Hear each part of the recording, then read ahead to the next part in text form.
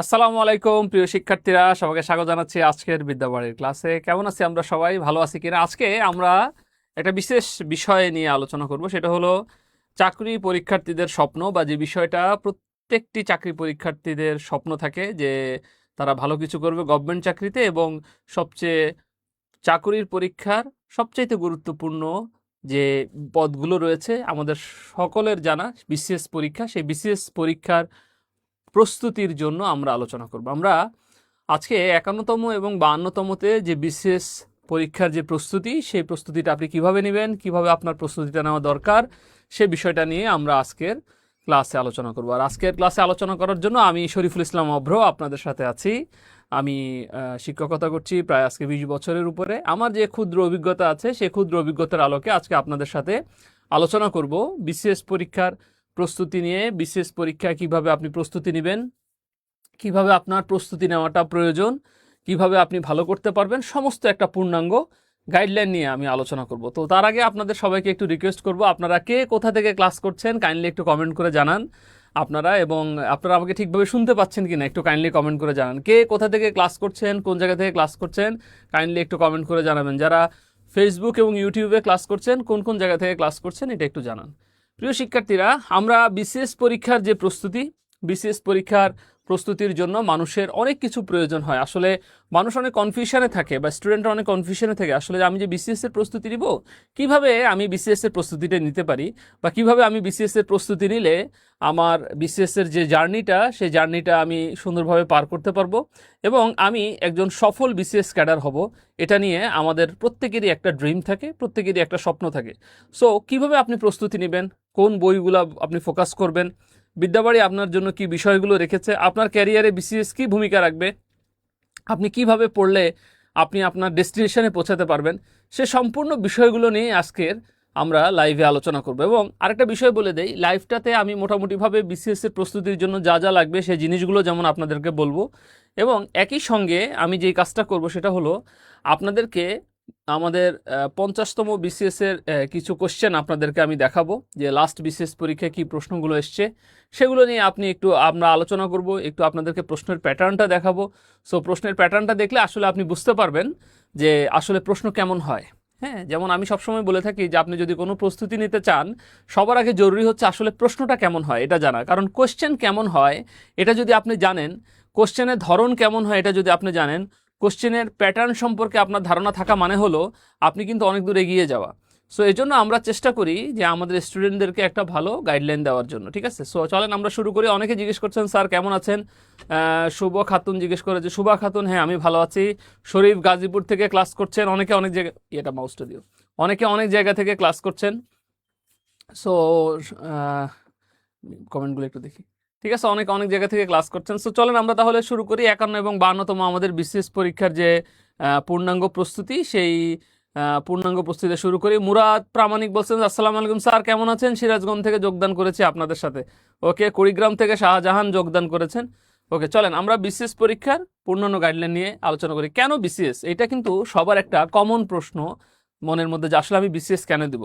প্রথম যেটা হচ্ছে, বিসিএসটা আপনি দিবেন আপনার ক্যারিয়ারের একটা এস্টাবলিশমেন্টের জন্য, আপনি যাতে আপনার ক্যারিয়ারটাকে সুন্দর একটা জায়গায় নিতে পারেন। বিশ্বের একটা সিকিউর জব, সমাজে একটা রেসপেক্টেড জব, আমরা সবাই জানি মানুষ প্রচণ্ড রেসপেক্ট করে, এবং সবচেয়ে বড় কথা হচ্ছে মানুষের জন্য করার যে সুযোগটা আপনার, সেই সুযোগটা আপনি এই চাকরির মাধ্যমে আসলে আপনার পাওয়াটা সম্ভব। এবং আরেকটা বিষয় হচ্ছে যে আপনি যদি বিসিএস দেওয়ার ইচ্ছা থাকে, তাহলে আপনি কেন দিবেন না, আপনি কেন প্রস্তুতি নেবেন না। আপনি যদি ভালোভাবে প্রস্তুতি নেন, আপনাকে সুযোগটাকে কাজে লাগাইতে হবে। যে কোনো অপরচুনিটি আসলে সেই অপরচুনিটিটাকে কাজে লাগানোটা খুব জরুরি। কারণ আপনি যখন আপনার একটা সুন্দরভাবে প্রস্তুতি নেবেন, আপনার চাকরির প্রস্তুতিটা যদি ভালো হয়, বিসিএস জার্নিটা যদি ভালো করতে চান, তাহলে আপনার ভালোভাবে একটা প্রস্তুতি নিতে হবে।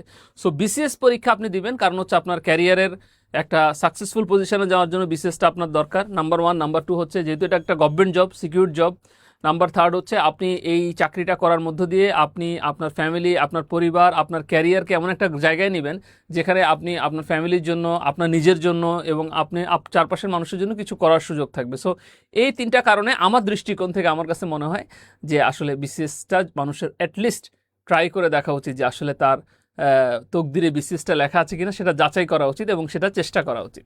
এরপরে আপনি যদি দেখেন যে আসলে বিসিএস পরীক্ষার পদ্ধতি কি, হ্যাঁ, যারা একেবারেই প্রথম, যারা জানেন না তাদের জানানোর জন্য বলেছি, ঠিক আছে, যে আসলে বিসিএস পরীক্ষার জন্য কি কি পরীক্ষা পদ্ধতি রয়েছে। জয় দেবনাথ স্যার, আপনার ক্লাসগুলো অনেক সুন্দর হয়ে থাকে, অনেক আগ্রহ নিয়ে ক্লাস করি, আপনার অনেক ধন্যবাদ জয় দেবনাথ আপনাকে। বিসিএস পরীক্ষার পদ্ধতি হচ্ছে আপনি প্রিলিমিনারি দিবেন হচ্ছে 200 মার্কের, আপনি লিখিত পরীক্ষা দিবেন 900 মার্কের, ভাইবা দিবেন 100 মার্কের, টোটাল 1200 মার্কের। সো আপনাকে বিসিএসে উত্তীর্ণ হতে হলে 3টা ধাপ পার হতে হবে, প্রিলি, রিটেন এবং ভাইবা। সো প্রিলি, রিটেন এবং ভাইবা এই 3টা ধাপ আপনাকে অতিক্রম করে যেতে হবে। সো আপনার এই যে লং জার্নি বিসিএস এর একটা প্রস্তুতি, 3টা ধাপ আপনাকে পেরোতে হবে। সেজন্য আপনি যদি আপনার একাডেমিক লাইফ থেকেই প্রস্তুতি নেওয়া শুরু করেন, আপনি অ্যাটলিস্ট আপনি যদি সেকেন্ড ইয়ারে পড়েন বা এখন থার্ড ইয়ারে পড়েন, আপনি এখন থেকেই প্রস্তুতি নেওয়া শুরু করেন, চাকুরির পরীক্ষার জন্য এটা অনেক কাজে লাগবে। বা কেউ গ্র্যাজুয়েশন শেষ করেছেন বা মাস্টার শেষ করেছেন, অন্য চাকরির পাশাপাশি প্রস্তুতি নিতে চাচ্ছেন, সেটাও কিন্তু আসলে আপনার দ্বারা সম্ভব, ঠিক আছে। আমরা আবেদনের যোগ্যতা নিয়ে অনেকে বলে, আসলে সরকারি চাকরির পরীক্ষায় আপনি গ্র্যাজুয়েশন কমপ্লিট করলেই আপনি মোটামুটিভাবে, যদি আপনার অ্যাটলিস্ট সেকেন্ড ক্লাস থেকে থাকে, একটু ভালো মতো পড়াশুনো করেন, একাডেমিক লাইফে যদি কিছুটা আপনার রেজাল্ট ভালো থাকে বা আপনার রেজাল্ট যেরকমই থাকুক না কেন, আপনি যদি চেষ্টা করেন, আপনি আসলে পরীক্ষা দেওয়ার মতো আপনার যোগ্যতা অর্জন হবে, ঠিক আছে।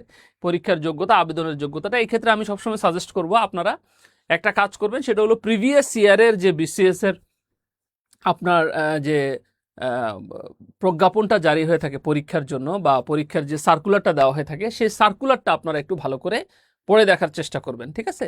সার্কুলারটা ভালো করে পড়ে দেখার চেষ্টা করবেন, সেই সার্কুলারের ক্রাইটেরিয়াগুলো দেওয়া আছে। আমি সবসময় স্টুডেন্টদেরকে বলি, যদি আপনি কোনো জবের প্রস্তুতি নেওয়ার জন্য চেষ্টা করেন, তাহলে প্রথম যে জিনিসটা আপনাকে করা উচিত আমি মনে করি, সেটা হলো আপনার সার্কুলারটাকে, প্রিভিয়াস সার্কুলারটাকে আপনাকে একটু ভালো করে পড়তে হবে। সেখানে দেখতে হবে যে আসলে সার্কুলারে কী কী আবেদনের যোগ্যতা আছে বা কোন কোন জিনিসগুলো আপনার থাকে, কোন কোন জিনিসগুলো আপনার দেখা উচিত, সেই জিনিসগুলো আপনি মোটামুটিভাবে সার্কুলারের ভিতরে আপনার দেখা উচিত। এবং আপনি অ্যাটলিস্ট 1.5-2 বছরের যদি একটা ভালো প্রিপারেশান নিতে পারেন, একেবারে মিনিমাম 6 মান্থের যদি একটা অসাধারণ ভালোভাবে প্রিপারেশান নেন, একেবারে সব কিছু দিয়ে চেষ্টা করেন, তাহলে দেখবেন আপনি অবশ্যই বিসিএস পরীক্ষায় চান্স পাওয়ার আপনার সুযোগ হবে। শরীফুল ইসলাম এই প্রশ্নটা আমাকে করেছেন, আপনার প্রশ্নের উত্তর দিয়ে দিলাম। এখন আসেন আমরা বিসিএস প্রিলিমিনারি পরীক্ষার নম্বর বন্টনটা আমরা একটু দেখে নেই, যে আসলে বিসিএস প্রিলিমিনারি পরীক্ষায় আপনার নম্বর বন্টনটা কী হবে। দেখেন, এখানে আমরা দেখতে পাই যে টোটাল 10টি বিষয়ের উপরে আপনি পরীক্ষা দিবেন। সো বাংলার ভেতরে আপনার হচ্ছে 30, ইংরেজির ভেতরে ইংরেজি ভাষা ও সাহিত্যে 30, বাংলা ভাষা ও সাহিত্যে 30, ইংরেজি ভাষা ও সাহিত্যে 30 মার্ক, বাংলাদেশ বিষয়াবলিতে হচ্ছে 25 মার্ক, আন্তর্জাতিক বিষয়াবলিতে হচ্ছে 25 মার্ক, ঠিক আছে। পরিবেশ ও দুর্যোগ ব্যবস্থাপনায় 10 মার্ক, সাধারণ বিজ্ঞানে 15, কম্পিউটার ও তথ্য প্রযুক্তিতে 15, গাণিতিক যুক্তিতে 20, মানসিক দক্ষতাতে 15, নৈতিকতা, মূল্যবোধ ও সুশাসনের উপরে 15।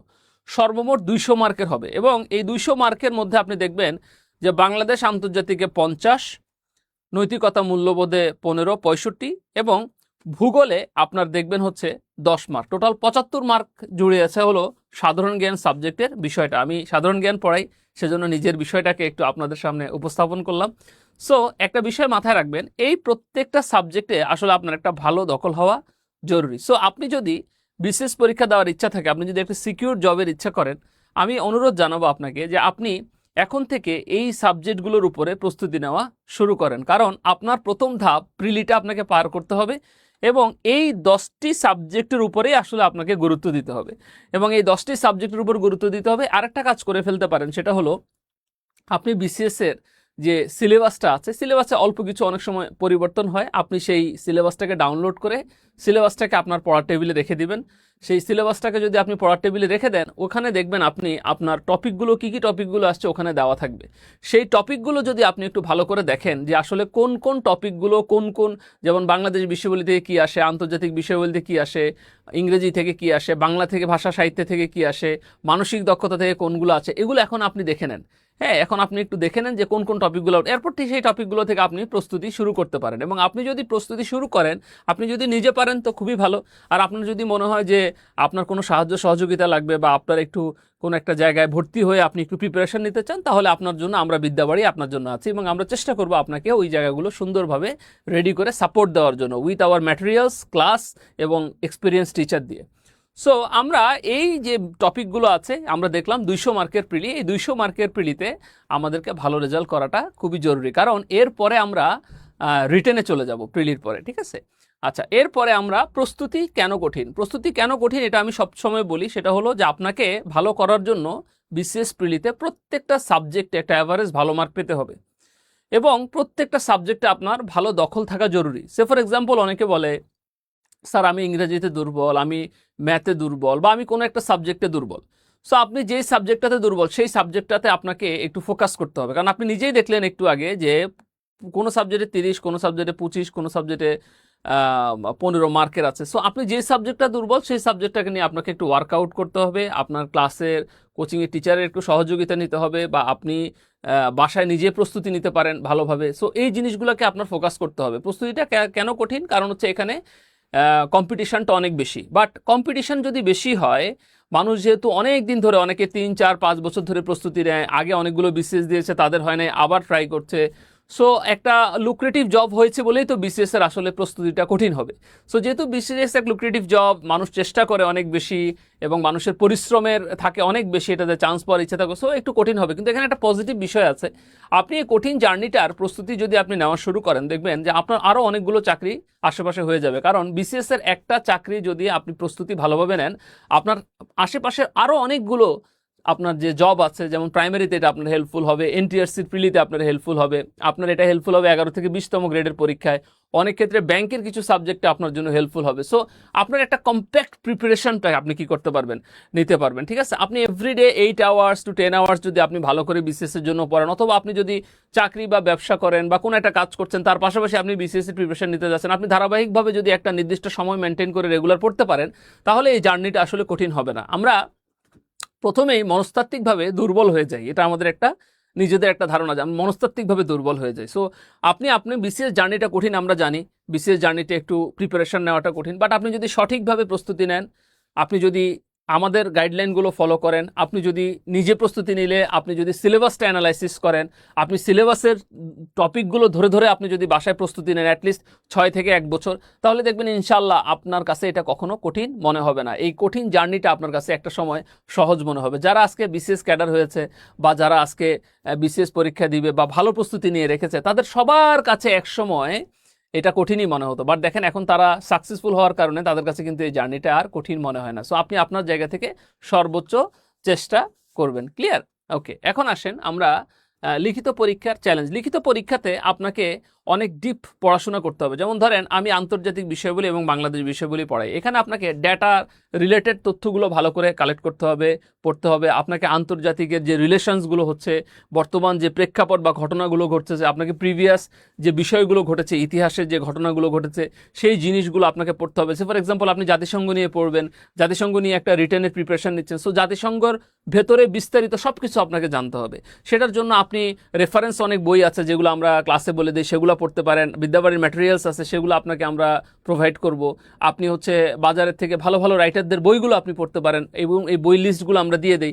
এই জিনিসগুলো যদি আপনি ভালোভাবে দেখেন, তাহলে লিখিত পরীক্ষাটাও কিন্তু আপনার কাছে চ্যালেঞ্জিং মনে হবে না। আমি সবসময় স্টুডেন্টদেরকে বলি যে তুমি যদি প্রিলির প্রিপারেশন নেওয়া শুরু করো, প্রি যদি তুমি পড়ো, তাহলে তুমি এর কিছুদিন পরে তুমি প্রিপারেশনটা 50% কমপ্লিট হলেই তুমি আস্তে আস্তে রিটেনের প্রিপারেশনটা শুরু করো, এবং রিটেনের প্রিপারেশনটাও যদি তুমি ভালো করতে পারো, ইনশাল্লাহ একটা সময় দেখবা তোমার অনেক দূর তুমি আগে যাবা। সো সবসময় স্বপ্ন দেখবেন অনেক বড়, দেখবেন আপনি কাছাকাছি একটা জায়গায় অবশ্যই কি করতে পারবেন, পৌঁছাতে পারবেন। ঠিক আছে, এবার আসেন প্রস্তুতি কৌশল। প্রস্তুতি কৌশলের জন্য খুবই সিম্পল কিছু বিষয় বলে, আপনাকে অ্যাটলিস্ট 8 ঘন্টা আপনাকে পড়াশোনা করতে হবে এবং আপনাকে মেন্টালি রেডি হতে হবে যে আপনি বিসিএস পরীক্ষা দিবেন, একটা টাফ জার্নি আপনি পার করবেন। সো এই জন্য 8 আওয়ার্স আপনার পড়াটা খুব জরুরি, নাম্বার 1। নাম্বার 2 হচ্ছে সিলেবাস ওরিয়েন্টেড পড়াশোনা করাটা খুব জরুরি। ঠিক আছে, নাম্বার 3 হচ্ছে প্রশ্ন অ্যানালাইসিস করবেন, কোন প্রশ্ন কোন জায়গা থেকে কি কি প্রশ্নগুলো আসে, প্রশ্নের ধরন কি, প্রশ্নের প্যাটার্ন কি, প্রশ্ন অ্যানালাইসিসগুলো এখন অনেক বইগুলোতে পাওয়া যায়, প্রশ্ন অ্যানালাইসিস দিয়ে আমরা বিদ্যাবাড়ির স্টুডেন্টদেরকে অ্যানালাইসিস গুলো তাদেরকে ক্লাসে প্রোভাইড করি যে কোন টপিক থেকে বেশি প্রশ্ন আসছে, কোন টপিক থেকে কম প্রশ্ন আসছে। স্যাররা বিভিন্ন বই সাজেস্ট করেন, হ্যাঁ, ওই বইগুলো দেখতে বলি। সো আপনি ওই জিনিসগুলো মোটামুটি দেখতে হবে এবং সর্বোপরি আপনাকে প্রস্তুতির পরে প্রচুর পরিমাণে আপনাকে মডেল টেস্ট দিতে হবে। That is a very important জিনিস। হ্যাঁ, কারণ হচ্ছে আপনি যদি একটা পরীক্ষার হলে গিয়ে প্রথম পরীক্ষা দেন, তার থেকে আপনি কয়েকটা মডেল টেস্ট দিয়ে যদি আপনাকে যাচাই করেন, সেটাও কিন্তু আপনার জন্য খুবই নেসেসারি একটা জিনিস। দেখেন, মডেল টেস্টের কিছু পজিটিভ জিনিস আছে। যেমন ধরেন একটা মডেল টেস্ট পরীক্ষা, আগে আমি নেগেটিভ দিয়ে শুরু করি। যেমন ধরেন মডেল টেস্ট পরীক্ষাটা আমার খারাপ হলো, সো আপনার কাছে মনে হবে যে আসলে আপনার প্রস্তুতিটা ভালো না, তখন আপনি আরও ভালোভাবে পড়ার কি করবেন, চেষ্টা করবেন। এটা কিন্তু খুব ইম্পর্টেন্ট একটা জিনিস, আপনি খুব ভালোভাবে পড়ার চেষ্টা করবেন। মডেল টেস্ট পরীক্ষা যদি আপনার ভালো হয়, আপনার ভেতরে কনফিডেন্সটা গ্রো করবে, প্রচণ্ড পরিমাণ কনফিডেন্স গ্রো করবে। আপনার কাছে মনে হবে যে না, আমি তো ভালো করেছি, সো তার মানে হচ্ছে আমি আর একটু পড়তে বসি। সো এই যে প্রস্তুতিটা, আপনাকে এই প্রস্তুতির জন্য সময় দিতে হবে, ঠিক আছে? এবং আপনি যে সাবজেক্টটা দুর্বল, সে ফর এক্সাম্পল আপনি ম্যাথে দুর্বল বা আপনি ইংলিশে দুর্বল, ওখানে আপনি একটু সময় বেশি দিতে হবে, ওই টপিকগুলো ধরে ধরে ভালো করে পড়তে হবে। আপনার টিচারকে বলতে হবে যে আমি এই টপিকের এই জায়গাটাতে বেঁধে গেছি, আমাকে এটা একটু সলভ দেন, সলিউশন দেন। ধৈর্য হারা হবে না। বিসিএস এর সবচেয়ে বড় বিষয় হচ্ছে আপনাকে ধৈর্যশীল হতে হবে, আপনাকে প্রচণ্ড পরিমাণ আত্মবিশ্বাসী হতে হবে, এবং সর্বোপরি আপনাকে লেগে থাকার মন মানসিকতা থাকতে হবে। এই তিনটা বিষয়ের যদি সমন্বয় হয়, তাহলে দেখবেন ইনশাআল্লাহ আপনি অবশ্যই কি করবেন, ভালো একটা জায়গায় চলে যেতে পারবেন, ঠিক আছে? কি কি বই পড়তে হবে, আমরা যেটা করি আমাদের ক্লাসে, আমরা কোন কোন বইগুলো পড়তে হবে সেই জিনিসগুলো বলে দিই। নবম দশম শ্রেণীর কোন বইগুলো আপনি পড়বেন, বোর্ড বইগুলো, আপনি কোন কোন রাইটারের বইগুলো ফলো করবেন, ম্যাথ টিচার ওটা বলে দেয়। আমি যেমন জিকের ক্ষেত্রে কোন কোন বইগুলো আপনি পড়বেন সেই জিনিসগুলো আমি মোটামুটি বলে দিই। সর্বোপরি আমরা লেকচার ম্যাটেরিয়ালস প্রোভাইড করি বিদ্যাবাড়ি। আমাদের যে লেকচার ম্যাটেরিয়ালসগুলো আমরা প্রোভাইড করি, এই লেকচার ম্যাটেরিয়ালসের ভেতরে মোটামুটিভাবে ভালো অনেক তথ্য থাকে, এবং এই লেকচার ম্যাটেরিয়ালসগুলো আমরা পিডিএফ আকারে স্টুডেন্টদেরকে ফ্রি দিয়ে দিই। যদি কেউ হচ্ছে লেকচার ম্যাটেরিয়ালগুলো হার্ড কপি চায়, খুব একটা সিম্পল অ্যামাউন্ট অফ মানি দিয়ে সে ওই হার্ড কপিটা নিতে পারে, যদি সে অর্ডার দেয় সেম জিনিসটা। সো আমাদের এই বইগুলো বা আমাদের এই প্রস্তুতিগুলো বা আমাদের এখান থেকে যে বইগুলো বের হয় প্রতিটা সাবজেক্টের, সেটা আপনার প্রস্তুতিতে অনেক বড় ভূমিকা রাখবে। এর বাইরে বাহিরের যে রাইটারদের বই আছে, বাহিরের যে বইগুলো আছে, সেই বইগুলো আমরা মোটামুটিভাবে সাজেস্ট করে দিই। যে কারণ আপনি সাকসেস মানে হচ্ছে বিদ্যাবাড়ি সাকসেস, আপনি সাকসেস মানে হচ্ছে আমরা সাকসেসফুল। সো এই জন্য আমরা সবসময় চেষ্টা করি যাতে আপনি ওই জায়গাটাতে কি হন, সাকসেস পান বা জিনিসগুলো হয়। প্রশ্ন বিশ্লেষণ আপনি সবসময় বলে রাখি, আপনি জীবনে যে চাকরির পরীক্ষা দেন, যে কম্পিটিটিভ এক্সাম দিবেন লাইফে, ইভেন তো আপনি যদি কোনো প্রফেশনাল আপনি হচ্ছে যদি কোনো পরীক্ষা দেন প্রফেশনাল জবের জন্য, আমার অনুরোধ থাকবে অবশ্যই আপনারা একটা কাজ করবেন, সেটা হচ্ছে আপনারা কোশ্চেন অ্যানালাইসিস করবেন। কোশ্চেন অ্যানালাইসিস খুব ইম্পর্টেন্ট একটা জিনিস। প্রিভিয়াস ইয়ারের কোশ্চেন দেখলে আপনি বুঝতে পারবেন যে কোন কোন টপিকগুলো থেকে প্রশ্ন আসছে।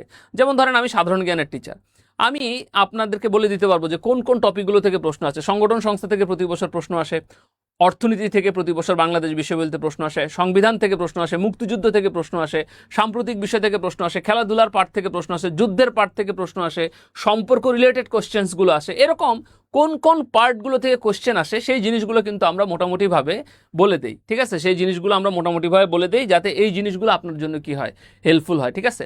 আমি একটা ছোট্ট অনুরোধ জানাবো আপনাদের সবার কাছে, আপনাদের আলোচনাটা কেমন লাগছে একটু কাইন্ডলি বলবেন। আমি এরপরে কিছু কোশ্চেন আপনাদেরকে দেখাবো যে আসলে কি কি ধরনের কোশ্চেনগুলো এসে থাকে, সেটা আপনাদেরকে দেখাবো। এবং আরেকটা ছোট্ট রিকোয়েস্ট আপনাদের সবাইকে করব, সেটা হলো যে আপনারা এটাকে একটু কাইন্ডলি শেয়ার দিয়ে দিবে, যেহেতু একটা গাইডলাইনমূলক ক্লাস, একটা গাইডলাইন দেওয়া। যারা বিশেষ প্রস্তুতি নিতে চাচ্ছেন, সদ্য পাশ করেছেন বা চেষ্টা করছেন যে আপনি একটা প্রস্তুতি নেবেন, ভালো কিছু করবেন, তাদের জন্য এটা একটা গাইডলাইনমূলক ক্লাস, বা কিভাবে আপনি স্টার্ট করবেন সেই জিনিসগুলো। সো আমি রিকোয়েস্ট করবো একটু কাইন্ডলি আপনার ক্লাসটা শেয়ার দিয়ে দিবেন, ঠিক আছে? আচ্ছা স্যার, আপনাদের বইগুলো অনেক ভালো। তানজিলা তাবাসসুম সুমতি বলছেন, thank you so much. Sir, এই ক্লাস কি শুধু লিখিত এর জন্য? আমরা লিখিত প্রিলি এবং রিটেন দুইটাই করাই, সো আমরা বোথ জন্যই পড়াই আর কি, ঠিক আছে? আমরা অ্যাডভান্স গোল্ড ব্যাচ, এটা হচ্ছে 51 BCS এর যারা পরীক্ষা দিবেন তাদের জন্য 11,500 টাকার যে কোর্সটা আছে, সেটা এখন মাত্র 4,945 টাকায় 50% ডিসকাউন্টে আমরা ভর্তি নিচ্ছি। যারা 51 BCS এ আপনার হচ্ছে ক্লাস করবেন তাদের জন্য। আর যারা হচ্ছে second year, third year, fourth ইয়ারে পড়ছেন, যারা মনে করছেন যে 52তম BCS এ পরীক্ষা দিবেন, তাদের জন্য 18,000 টাকার কোর্স ফি, 7,740 টাকা এখানে আমাদের ভর্তি চলছে। এবং এখানে আমরা মোটামুটি স্টুডেন্টদেরকে 180টার উপরে ক্লাস দিয়ে রাখি। এখন আমরা লাস্ট BCS এ আসা কিছু কোশ্চেন আমরা দেখব যে আসলে লাস্ট BCS এর কোশ্চেনগুলো কেমন আসছে। সো তার আগে একটা ছোট্ট রিকোয়েস্ট করব, আমার অনুরোধ থাকবে আপনারা সবাই এই কোশ্চেনগুলোতে অ্যান্সার দিবেন, এটা আমার একটা রিকোয়েস্ট, ঠিক আছে? সো এই কোশ্চেনগুলো অ্যান্সার দিবেন। আমি কিছু কমেন্ট নিয়ে নেই। যেমন শরীফুল ইসলাম প্রশ্ন করেছেন কি কি পড়বো আর কি কি বাদ দিব, এটা নিয়ে বেশি সমস্যা আছে। শরীফুল ইসলাম, প্রথম যে সাজেশন আপনার জন্য আমার 3টা সাজেশন থাকবে। নাম্বার 1 হলো আপনি সিলেবাস ওরিয়েন্টেড পড়ালেখা করবেন, পিএসসি যে সিলেবাসটা দেয় সেই সিলেবাসটাকে আপনি ফোকাস করবেন, এটা গেল 1 নম্বর বিষয়। 2 নম্বর বিষয় হচ্ছে আপনাকে আমরা বিদ্যাবাড়ি থেকে যে শিটগুলো দিব সেই শিটগুলো বা যে বইগুলো আপনাকে কিনতে বলবো সেই শিট এবং বইগুলো আপনি খুব ভালো করে পড়বেন, ওখানে যে তথ্যগুলো দেওয়া আছে সেগুলো পড়বেন। নাম্বার 3 হচ্ছে, আপনি যদি আমাদের এখানে ভর্তি হন বা আপনি যেখানেই হন না কেন, সেখানে আপনার ক্লাস টিচার আপনাকে যে সাবজেক্টে যে টিচার যেটা পড়তে বলবে সেটাতে একটু কাইন্ডলি একটু ফোকাস করার জন্য বিনীত অনুরোধ করছি, ঠিক আছে? তাহলে আপনি দেখবেন যে একটা গাইডলাইন আপনি পেয়ে যাবেন। আপনাকে একটা জায়গায় ঢুকতে হবে, বাইরে থেকে চিন্তা করলে আপনার কাছে একটা স্ট্রেস মনে হবে তখন, ঠিক আছে? স্যার কেমন আছেন? আমি আপনার ছাত্র ছিলাম, মায়েশা ছাত্রী ছিলাম, মায়েশা মিম হাসি ভালো আছে। আপনি ভালো আছেন? হাবিবা বলছেন আলহামদুলিল্লাহ স্যার, আপনার ক্লাস অনেক ভালো লাগছে, থ্যাংক ইউ সো মাচ। ঠিক আছে, সো এখন আমরা কিছু কোয়েশ্চেন দেখি, বাংলাদেশ বিশ্ববিদ্যালয়ের কোয়েশ্চেনগুলো। আমি একটা ছোট্ট রিকোয়েস্ট করবো, আপনারা সবাই কাইন্ডলি এখানে একটু কমেন্ট করবেন যে আসলে প্রশ্নের উত্তর আপনারা পারেন কিনা, না পারলেও কোনো অসুবিধা নেই, চেষ্টা করেন। প্রথম, এটা 50 BCS-এ আসা একটা প্রশ্নটা আমরা একটু দেখে নিই। প্রশ্নটা হলো, বাংলাদেশের উন্নয়ন ধারায় সবচেয়ে বড় কাঠামোগত বৈপরীত্য কোনটা? দেখেন, এখানে আমাদের দেশের উন্নয়ন রিলেটেড কোশ্চেন কিন্তু আসে থাকে, 50 BCS এর কোশ্চেন এটা। দেখেন এটার উত্তরটা কি হতে পারে আপনারা বলতে পারবেন? দেখি আপনাদের কাছে কি মনে হয়, জনসংখ্যা বৃদ্ধি স্থবিরতা সত্ত্বেও জিডিপির বৃদ্ধির হার, শক্তিশালী সামষ্টিক অর্থনৈতিক সূচকের পাশাপাশি দুর্বল প্রাতিষ্ঠানিক শাসন ব্যবস্থা, রেমিটেন্স বৃদ্ধি কিন্তু শ্রম অভিবাসন হ্রাস, নাকি রপ্তানি বৃদ্ধি কিন্তু শিল্পায়ন কমে যাওয়া? কোনটা মনে হয় আপনাদের কাছে? কি মনে হয় দেখি কোনটা হতে পারে উত্তর? দেখি দেন তো কোনটা হতে পারে। সো এটা হলো শক্তিশালী সামষ্টিক অর্থনৈতিক পাশাপাশি দুর্বল প্রাতিষ্ঠানিক শাসন ব্যবস্থা করা, ঠিক আছে? এই জিনিসগুলো আমরা ক্লাসে প্র্যাকটিস করাই থাকি প্রচুর পরিমাণে। প্রাচীন হরিকেল জনপদ, আমি সবসময় বলি আপনি বাংলাদেশ বিশ্ববিদ্যালয়ে প্রাচীন যুগ, মধ্যযুগ এবং আধুনিক যুগগুলো ভালো করে পড়ার চেষ্টা করবেন, কারণ প্রাচীন, মধ্য এবং আধুনিক যুগ থেকে প্রশ্ন আসে এবং জনপদগুলো থেকে প্রশ্ন আসে থাকে বেশিরভাগ সময়। যে দেখেন হরিকেল জনপদটি কোন কোন বিভাগের সমন্বয়ে গঠিত, তার মানে জনপদ নিয়ে কিন্তু সব সময় প্রশ্ন আসে। এবং এটার উত্তরটা কি হবে দেখেন আপনি, চট্টগ্রাম ও সিলেট। এবং চট্টগ্রাম ও সিলেটকে নিয়ে কিন্তু আরো অনেক ধরনের সাধারণ জ্ঞান প্রশ্ন আসে, যেমন বাংলাদেশের সবচেয়ে আয়তনে বড় বিভাগ চট্টগ্রাম, বাংলাদেশে সবচেয়ে বৃষ্টিপাত হয় কোন বিভাগে? সিলেট বিভাগে। মুক্তিযুদ্ধের সময় সিলেট 4 এবং 5 নম্বর সেক্টরে পড়েছে, ঠিক আছে? রাজশাহী, রংপুর, এগুলো নিয়ে পড়বেন। রংপুর হচ্ছে বাংলাদেশের 7ম বিভাগ, রংপুরের 7ম বিভাগ। বাংলাদেশের সবচেয়ে দামি পাট, মেস্তা পাট কোথায়? রংপুর বিভাগে জন্মে। রাজশাহীতে, বাংলাদেশের সবচেয়ে গরম পড়ে কোন জায়গায়? রাজশাহীতে। রাজশাহী খুবই বিখ্যাত এবং খুব সুন্দর একটা শহর, রাজশাহী শহর আমাদের। খুলনা, হ্যাঁ খুলনা নিয়ে আপনি পড়বেন, খুলনা রূপসা নদীর তীরে খুলনা। হ্যাঁ, তারপর ঢাকা, জনসংখ্যায় সবচেয়ে বড় হলো কি? ঢাকা বিভাগ এবং ঢাকা জেলা। এই যে বিভিন্ন তথ্যগুলো আছে, এই তথ্যগুলো আপনি পড়বেন এবং আপনি চেষ্টা করবেন, ঠিক আছে? এরপরেরটা আমরা দেখি, বাংলাদেশের দীর্ঘতম নদী কোনটি? যেমন দেখেন নদ নদী নিয়ে কিন্তু প্রশ্ন এসে থাকে, হ্যাঁ নদ নদী নিয়ে প্রশ্ন এসে থাকে। আমরা খুব নদী চিত্র এঁকে পড়াই, অনেকে আবার মুখে বলে দেই কোন কোন টপিকগুলো আসে। নদ নদী নিয়ে তথ্যগুলো আপনি পড়বেন। যেমন দেখেন নদ নদী নিয়ে, বাংলাদেশের নদীর নামে একটা জেলার নাম বলি, ফেনী জেলা বাংলাদেশের নদীর নামে, ঠিক আছে? সো নদীর নামে বাংলাদেশের জেলা আছে। রূপলাল সাহা নামে একটা নদী আছে, সেটা হলো রূপসা নদী, হ্যাঁ খুলনার রূপসা নদী, ঠিক আছে? বাংলাদেশের খরস্রোতা নদী হলো কর্ণফুলী। সো এগুলো একটু পড়ার চেষ্টা করুন। আমাদের সোহান স্যার বলছেন my teacher the Abhra sir, thank you so much Sohan sir, আপনি কেমন আছেন? বাংলাদেশের দীর্ঘতম নদী বলতে আমরা পদ্মাকে বুঝবো, ঠিক আছে? তাহলে দেখছেন যে বিশেষ পরীক্ষা নদ নদী নিয়ে প্রশ্ন আসে। তাহলে আজকে আপনি যে ক্লাসটা করছেন আপনি কিন্তু জেনে গেলেন যে বিশেষ পরীক্ষায় নদ নদী নিয়ে কি আসে, প্রশ্ন আসে। এরপরেটা আমরা দেখি, কোন জেলায় রেল যোগাযোগ নাই? জামালপুরে আমি রেলে গিয়েছি, নাটোরে রেলের কানেকশন আছে, নেত্রকোনায় আছে। সো রেলের কানেকশন নাই হলো পটুয়াখালী জেলায়। বাংলাদেশের সাগর কন্যা বলা হয় পটুয়াখালীকে। সাগর কন্যায় সূর্য উদয় এবং সূর্য অস্ত দেখা যায়। বাংলাদেশের কুয়াকাটা সমুদ্র সৈকতে সূর্য উদয় এবং সূর্য অস্ত দেখা যায় এবং এটি হলো মাত্র 18 কিলোমিটার। হ্যাঁ, এটা দৈর্ঘ্য কত? 18 কিলোমিটার। এরপরে আসি, ঘূর্ণিঝড় সিডর বা আয়লা। দেখেন ঘূর্ণিঝড় রিলেটেড, ঘূর্ণিঝড়ের নাম রিলেটেড কোশ্চেনগুলো আসে। সিডর ও আয়লা বাংলাদেশে আঘাত হানে কত সালে? তাহলে দেখছেন যে ঘূর্ণিঝড় রিলেটেড বা এই জাতীয় কোশ্চেন্সগুলো আসে। সো এটা যদি আমরা দেখি তাহলে আপনাদের কাছে কি মনে হয় এটার উত্তর কি হতে পারে? বলেন তো কি হতে পারে এটার উত্তর? দেখি ঘূর্ণিঝড় রিলেটেড প্রশ্নগুলো আমি দেখছি, আকলিমা উত্তর দিয়েছে, মিম উত্তর দিয়েছে, মুরসালিন উত্তর দিয়েছে, স্নেহা উত্তর দিয়েছে। সো এটার উত্তর হলো 2007 এবং 2009। এই প্রশ্নগুলো কিন্তু আপনার জন্য অনেক হেল্পফুল হবে, ঠিক আছে? এরপরে আমরা দেখি বাংলাদেশের বাইরে প্রথম শহীদ মিনার স্থাপিত হয় কোথায়? হ্যাঁ, তার মানে দেখেন আমাদের ভাষা আন্দোলন, মুক্তিযুদ্ধ, সংবিধান রিলেটেড কোশ্চেনগুলো আসে এবং আমরা জানি সেটা হলো যুক্তরাজ্যে। এরপরেরটা আমরা দেখি, সংস্কার কমিশন নতুন সংস্কার প্রস্তাবে বাংলাদেশের সংসদের উচ্চকক্ষে কয়টি আসন প্রস্তাব করে? রিসেন্ট প্রশ্ন থেকেও কিন্তু প্রচুর পরিমাণে প্রশ্ন আসে। সো এই জাতীয় প্রশ্নগুলো দেখার চেষ্টা করবেন। বাংলাদেশের কত সাল থেকে গ্রীষ্মকালীন অলিম্পিকে অংশগ্রহণ করে আসছে? খেলাধুলা রিলেটেড প্রশ্ন আসে। বাংলাদেশের যে খেলাধুলা রিলেটেড কোশ্চেন, সেই খেলাধুলা রিলেটেড কোশ্চেনগুলো দেখার চেষ্টা করবেন, বিকজ খেলাধুলা রিলেটেড প্রচুর পরিমাণে কোশ্চেন পরীক্ষায় কি এসে থাকে। সো এটার উত্তরটা দেখে নেন, 1984 সাল। 1900 কত সাল? 84 সাল, ঠিক আছে? সো খেলাধুলা রিলেটেড কোশ্চেন্সগুলো আপনারা দেখার চেষ্টা করবেন। কেমন? এই যে অলিম্পিক রিল নিয়ে প্রশ্ন আসে, খেলাধুলার রিসেন্ট এবং প্রিভিয়াস নিয়েও প্রশ্ন আসবে। বাংলাদেশের সংবিধান কার্যকর হয় কবে? তার মানে সংবিধান নিয়ে একটা হলো আমরা প্রশ্ন পাবো। সো সংবিধানটা আমরা ভালো করে পড়বো, আমাদের সংবিধানের কোন কোন অনুচ্ছেদগুলো গুরুত্বপূর্ণ, সংবিধানের মূলনীতি কয়টি, তফসিল কি জিনিস, হ্যাঁ এগুলো আমরা মোটামুটি ক্লাসে বোঝায় থাকি। তফসিল কি, সংবিধানের মূলনীতি কি, মূলনীতিগুলো কেন গুরুত্বপূর্ণ, নিচের কোনটি বাংলাদেশের সংবিধানের মূলনীতি, সংবিধান কিভাবে তৈরি হয়, আমাদের ইতিহাস কি, প্রেক্ষাপট কিভাবে আসছে আমাদের সংবিধানের ধারাগুলো নিয়ে আলোচনা করি, অধ্যায়গুলো নিয়ে আমরা বলে চলে খুঁটিনাটি প্রত্যেকটা তথ্য। বিদ্যাবাড়ি আপনাকে সংবিধান রিলেটেড 2টো ক্লাস দিবে, সংবিধান রিলেটেড আমরা 2টো ক্লাস দিই। টোটাল বাংলাদেশ বিষয়বলিতে আপনাকে আমরা বলে থাকি 16টা ক্লাস দেই, বাট আমরা 17 থেকে 18, 20টা পর্যন্ত ক্লাস দিয়ে থাকি। বাট 16টা ক্লাস আমরা 16টা লেকচার বাংলাদেশ বিষয়গুলির পড়াই। তার মধ্যে প্রাচীন যুগ, মধ্যযুগ, আধুনিক যুগ নিয়ে 2টো, মুক্তিযুদ্ধ নিয়ে 3টি এবং সংবিধান নিয়ে আমরা 2টো ক্লাস দিয়ে রাখি। আর অন্য বিষয়গুলো তো আছে, অর্থনীতি নিয়ে 2টো ক্লাস দিয়ে থাকি। সো এরকম অন্য টপিকগুলো নিয়ে আমরা প্রচুর পরিমাণ কোশ্চেন ক্লাস আপনাদেরকে প্রোভাইড করি। 16 ডিসেম্বর 1972 সালে বাংলাদেশের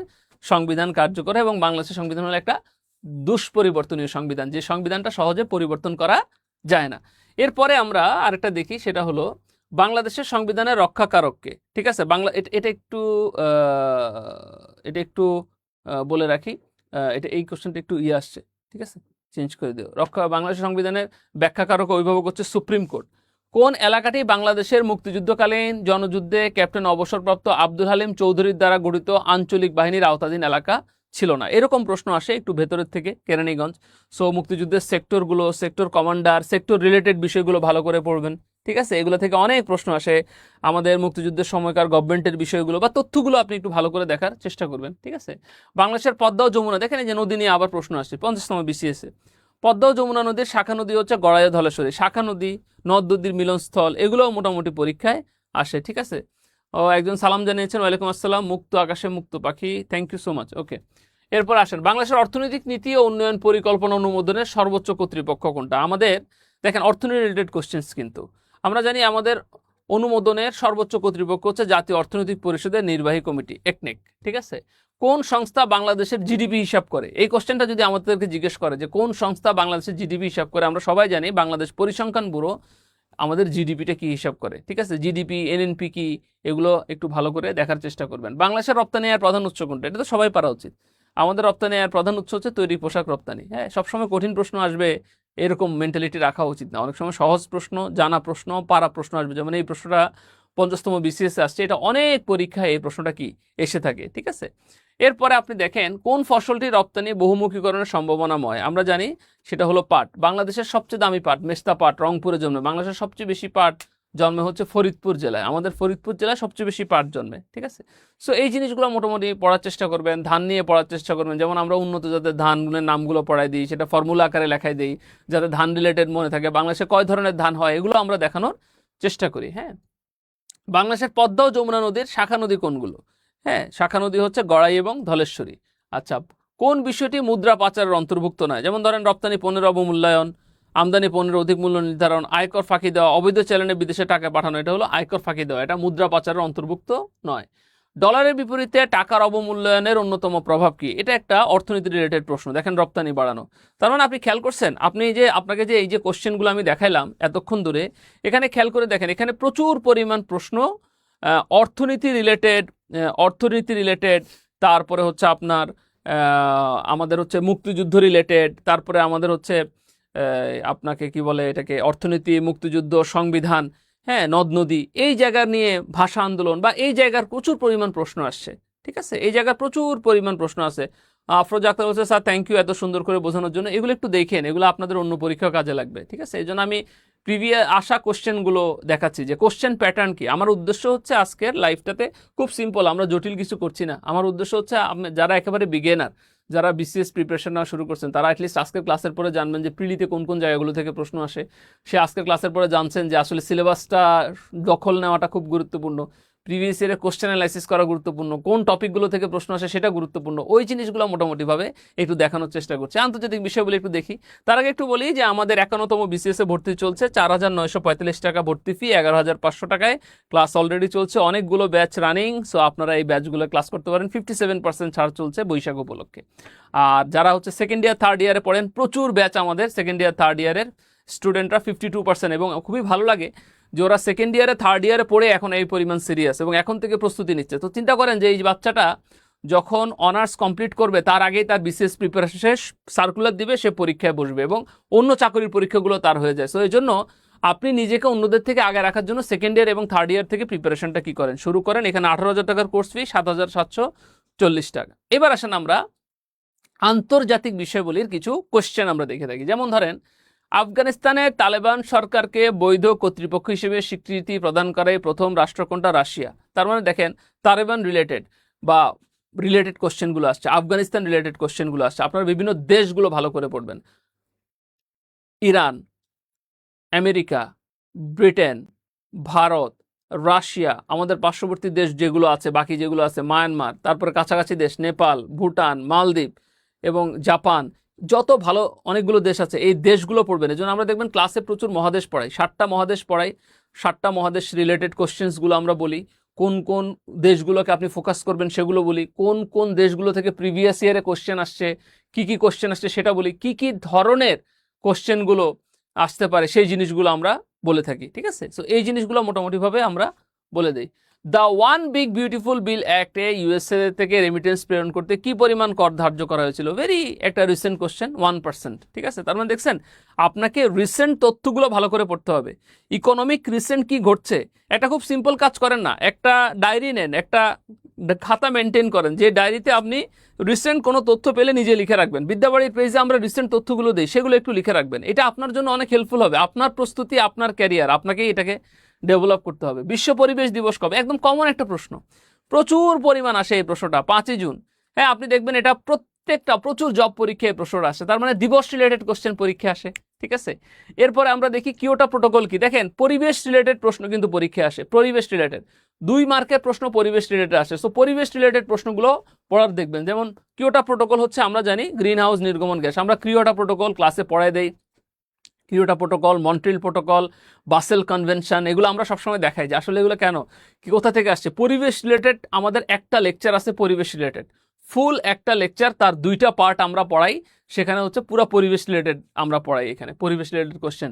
এরপরের প্রশ্নটা আমরা দেখি, ক্লাইমেট ভালনারেবল ফোরাম কবে প্রতিষ্ঠিত হয়? দেখেন এটাও কিন্তু একটা পরিবেশ রিলেটেড কোশ্চেন, এটা 2009 সালে। পরিবেশ রিলেটেড সংগঠনগুলো আমরা কি করি, পড়ায় থাকি। ঠিক আছে, হ্যাঁ দেখছেন কোশ্চেন আমি কেন বারবার আপনাদেরকে এই কথাগুলো বলছি, কারণ হচ্ছে কোন কোন জায়গা থেকে কোশ্চেন আসে এটা আপনাদেরকে, আপনারা যে ফেসবুকে আছেন, আমার লাইভ ক্লাসটা করছেন বা দেখছেন, আমার টার্গেট হলো আসলে টপিকগুলো আপনাকে একটু বলে দেওয়া, যে আসলে কোন কোন টপিকগুলো থেকে প্রশ্ন আসছে। আপনি দেখেন, আপনাকে যদি এখন কেউ জিজ্ঞেস করে, আপনি বলেন ভাই পরিবেশ তো খুব গুরুত্বপূর্ণ একটা জিনিস, কারণ আন্তর্জাতিক বিষয়গুলিতে পরিবেশ থেকে প্রশ্ন আসে, তাই না?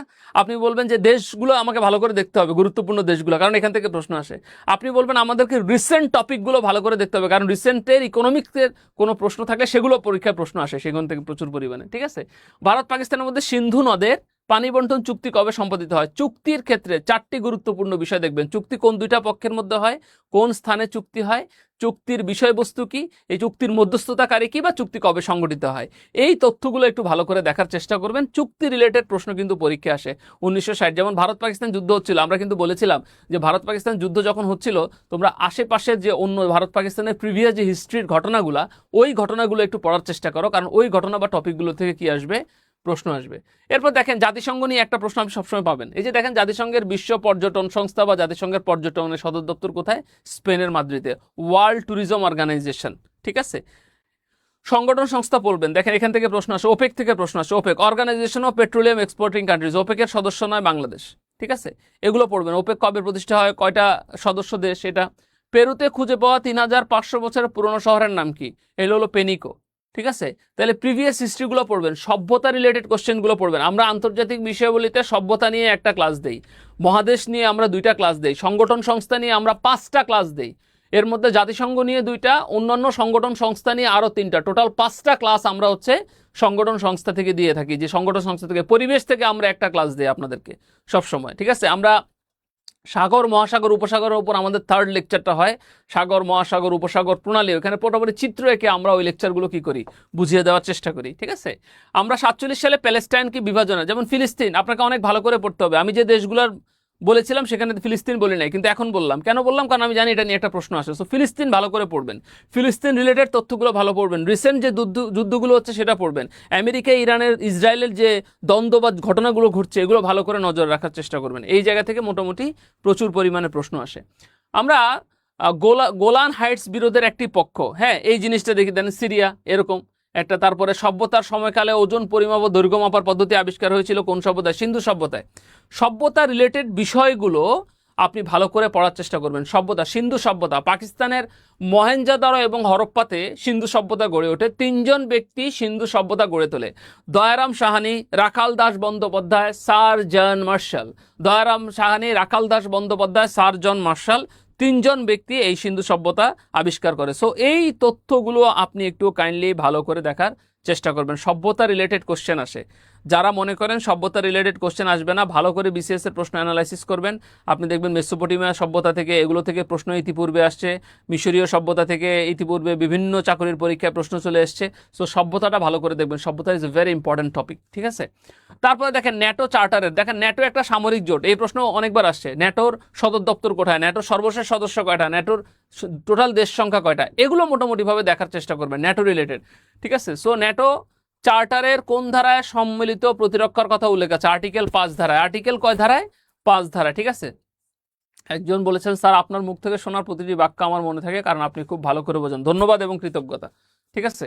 এরপরে আসি আমরা, কোন দেশগুলো মেডিসিন লাইন বা সীমানা দ্বারা বিভক্ত? এটা হলো লাইন এবং সীমারেখা, ভালো করে পড়বেন। যেমন আপনাকে যদি প্রশ্ন করে 38 ডিগ্রি অক্ষরেখা বরাবর পৃথক করে কাকে, আমরা বলবো উত্তর কোরিয়া এবং দক্ষিণ কোরিয়া 38 ডিগ্রি অক্ষরেখা বরাবর কি হয়?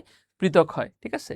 তাহলে দেখছেন, যুক্তরাষ্ট্র পরিচালিত অপারেশন মিডনাইট হ্যামার, এটা একটা রিসেন্ট কোশ্চেন ছিল। ওই সময় ইরানে কবে হামলা করে? তার মানে রিসেন্ট কোশ্চেন থেকে প্রশ্ন আসে। আপনি দেখছেন যে আন্তর্জাতিক বিষয়গুলিতে কোন টপিকগুলো থেকে প্রশ্ন আসে? জাতিসংঘ থেকে আসে, সংগঠন সংস্থা আসে, দেশ থেকে আসে, সীমানা থেকে আসে, পরিবেশ থেকে প্রশ্ন আসে। দেখছেন টপিকগুলো, কোন কোন টপিকগুলো থেকে প্রশ্নগুলো আসে, ঠিক আছে? বাংলাদেশের দীর্ঘতম স্থল সীমান্ত ভারতের কোন রাজ্যের সাথে? দেখেন সীমান্ত নিয়েও কিন্তু সীমান্ত রিলেটেড প্রশ্ন আসে, পশ্চিমবঙ্গ, ঠিক আছে? এটা কিন্তু খুব কমন প্রশ্ন, প্রচুরবার আসছে এই প্রশ্ন, ঠিক আছে? সো বিদ্যাবাড়ি আপনাকে কি দিবে? That is a very important things, যে আপনি এতক্ষণ ধরে বলছেন অনেক কিছু। আমি যদি বিদ্যাবাড়িতে আসি আমি কি পাবো? আপনি 180টা লাইভ ক্লাস পাবেন, প্রত্যেকটা ক্লাসের ডিউরেশন 1.5 থেকে 2 ঘন্টা করে। আপনি এই ক্লাসগুলো সবগুলো রেকর্ড পাবেন, আপনি লাইভ ক্লাস করতে পারবেন প্লাস রেকর্ড পাবেন। আপনি ফাউন্ডেশন ক্লাস পাবেন 20টা, 120টা লাইভ ক্লাসের সাথে অ্যাডভান্স লিখিত লাইভ ক্লাস আমরা 40টা, লিখিতর উপরে 40টা লাইভ ক্লাস দিয়ে অ্যাডভান্স প্রায় 10,000 প্রশ্নের উপর আপনি পরীক্ষা দিবেন। 10,000 এক্সাম, বিদ্যাবাড়ি এক্সামে খুব প্রায়োরিটি দেয়। 10,000 প্রশ্নের উপর আমরা পরীক্ষা দিব। আমরা 32 সপ্তাহের হোম অ্যাসাইনমেন্ট দিয়ে থাকি। আপনি বাসায় যেন আপনার, শোনেন, আপনাকে অ্যাসাইনমেন্ট দিব, কাজ দিব, আপনার পড়ার প্রতি আগ্রহ হবে, নাহলে আপনাকে তো ভালো লাগবে না, আপনাকে তো একটা টাস্ক করতে দিতে হবে। সো আমরা 32 সপ্তাহের অ্যাসাইনমেন্ট টাস্ক দিই, একজন মেন্টর থাকবে, আপনার যে কোনো প্রবলেমে 24 ঘন্টা উনি আপনাকে সাপোর্ট দিবে, এবং 10টি বিষয়ের তথ্য সমৃদ্ধ লেকচার শিট পিডিএফ আকারে পাবেন। এটা একটু বলে রাখি, পিডিএফ আকারে পাবেন। যদি কেউ হার্ড কপি লাগে সে অর্ডার দিলে সে পাবে, তবে হার্ড কপিটা পাবে হলো যারা ভর্তিকৃত তারা, ঠিক আছে? সো আমি বলে রাখি, 51তম বিসিএসে আমরা অ্যাডভান্স গোল্ড লাইভ ব্যাচে ভর্তি চলছে আমাদের 4,945 টাকায় 57% ছাড়ে, এবং লাইভ ব্যাচ 5-এ ভর্তি চলছে 52তম বিসিএসে। দেখেন স্টুডেন্টরা কি পরিমাণ serious, foundation to advance already 4টা ব্যাচ ফিল আপ হয়ে গেছে এই বছরে, এখন 5 নম্বর ব্যাচ চলতেছে এই বছরে। তাহলে আপনি চিন্তা করেন যে মানুষ কত সিরিয়াস সেকেন্ড ইয়ার এবং থার্ড ইয়ারে, ঠিক আছে? সো 18,000 টাকার কোর্স ফি 7,740 টাকা চলছে। সো নিজের ক্যারিয়ারের জন্য চেষ্টা করুন, পরিশ্রম করুন। বিসিএস একটা জার্নি, এই জার্নিতে সফল হন। যে কোনো বিদ্যাবাড়ি রিলেটেড কোশ্চেন যদি থাকে 096-444-33300 নাম্বারে ফোন দিবেন, আপনাদের সাথে ক্লাসে দেখা হবে। স্বপ্ন দেখেন, স্বপ্নের পথে আগান, চেষ্টা করেন, পরিশ্রম করেন। আল্লাহ পাক রাব্বুল আলামিন কোনো কিছুই কঠিন রাখেন না। যে বান্দা চেষ্টা করে আল্লাহ তাকে সবসময় সাহায্য সহযোগিতা করে। সো আপনি সর্বোচ্চভাবে চেষ্টা করেন, পরিশ্রম করেন। আপনার একাডেমিক রেজাল্ট যাই হোক না কেন, ঝাঁপায়া পড়েন। ইতিপূর্বে আমরা দেখেছি যে মানুষ যে কোনো নর্মাল জায়গা থেকে পড়েও বিসিএস ক্যাডার হয়েছে শুধু তার চেষ্টা এবং পরিশ্রমের কারণে। সো আপনি আপনার জায়গা থেকে চেষ্টা পরিশ্রম করেন, আগে থেকে প্রস্তুতি নেন, চাকরির পরীক্ষা ঝাঁপায়া পড়েন, দেখেন আল্লাহ আপনার তকদিরে কি রাখছে। সবার প্রতি ভালো আশা রেখে আমি শরীফুল ইসলাম অব্র বিদায় নিচ্ছি। সবার সাথে দেখা হবে। থ্যাংক ইউ, আল্লাহ হাফেজ, আসসালামু আলাইকুম সবাইকে।